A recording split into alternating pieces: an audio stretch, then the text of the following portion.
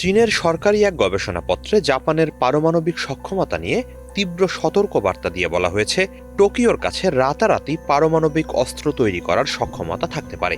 তাদের কাছে পরমাণু অস্ত্র তৈরিতে ব্যবহারযোগ্য প্লুটোনিয়াম থাকতে পারে বলেও আশঙ্কা করা হচ্ছে।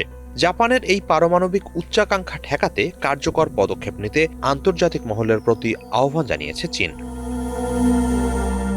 সরকার সংশ্লিষ্ট দুটি থিঙ্ক ট্যাঙ্কের করা ওই প্রতিবেদনের শিরোনাম জাপানের ডানপন্থী শক্তিগুলোর পারমাণবিক উচ্চাকাঙ্ক্ষা বিশ্বশান্তির জন্য একটি গুরুতর হুমকি। এতে বলা হয়েছে, জাপানের কাছে এমন প্রযুক্তি ও জ্বালানি আছে যা দিয়ে অতি অল্প সময়ের মধ্যে পারমাণবিক অস্ত্র অর্জন সম্ভব। 9 জানুয়ারি সাউথ চায়না মর্নিং পোস্ট জানায়, চীন সরকারের ওই প্রতিবেদনে সাবেক মার্কিন প্রেসিডেন্ট জো বাইডেনের একটি বক্তব্য উদ্ধৃত করা হয়েছে। 2016 সালের জুনে মার্কিন পাবলিক ব্রডকাস্টিং সার্ভিসকে দেয়া এক সাক্ষাৎকারে ওই বক্তব্য দেন বাইডেন। সে সময় বাইডেন জানান, তিনি চীনা প্রেসিডেন্ট শি জিনপিংকে বলেছেন, জাপানের এমন প্রযুক্তিগত সক্ষমতা রয়েছে যে তারা প্রায় রাতারাতি পারমাণবিক অস্ত্র তৈরি করতে পারে। প্রতিবেদনে দাবি করা হয়েছে, দ্বিতীয় বিশ্বযুদ্ধের সময় থেকেই জাপান গোপনে পারমাণবিক অস্ত্র গবেষণার চেষ্টা চালিয়েছে এবং পরবর্তীতে একটি পূর্ণাঙ্গ পারমাণবিক জ্বালানি চক্র ও শক্তিশালী পারমাণবিক শিল্প সক্ষমতা গড়ে তুলেছে। জাপানের হাতে এত পরিমাণ প্লুটোনিয়াম আছে যা বেসামরিক কাজে প্রয়োজনীয় পরিমাণের চেয়ে অনেক বেশি, ফলে এটি নিরাপত্তা ঝুঁকি সৃষ্টি করছে।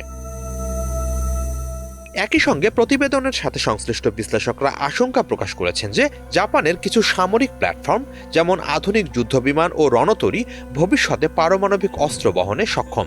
প্রতিবেদন অনুযায়ী জাপানই একমাত্র অপারমাণবিক রাষ্ট্র যারা পারমাণবিক অস্ত্র বিস্তার রোধ চুক্তি এনপিটি এর আওতায় থেকেও ব্যবহৃত জ্বালানি পুনঃপ্রক্রিয়াকরণের প্রযুক্তি ও অস্ত্রমানের প্লুটোনিয়াম আহরণের সক্ষমতা রাখে। গ্রিন পিস এর 1994 সালের এক গবেষণার বরাত দিয়ে বলা হয়, জাপান প্রায় 40 কেজি অস্ত্রমানের প্লুটোনিয়াম উৎপাদন করে থাকতে পারে। চীনের পররাষ্ট্র মন্ত্রণালয় বলছে, এই বিশ্লেষণী প্রতিবেদন জাপানের ডানপন্থী শক্তির প্রকৃত উদ্দেশ্য উন্মোচন করেছে। এ বিষয়ে জাপানকে স্বচ্ছতা বজায় রাখতে ও আন্তর্জাতিক নীতির প্রতি সম্মান দেখানোর আহ্বান জানানো হয়েছে।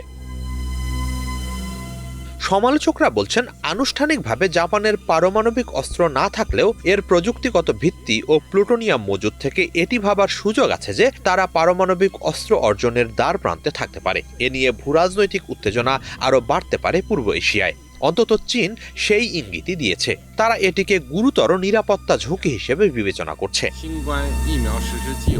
শুধু চীন নয়, সম্প্রতি উত্তর কোরিয়ার নেতা কিম জং উনও জাপানের পারমাণবিক সক্ষমতা অর্জন চেষ্টার বিরোধিতা জানান। এ ধরনের যে কোনো প্রচেষ্টা কঠোরভাবে প্রতিহত করার হুঁশিয়ারি জানিয়েছেন তিনি।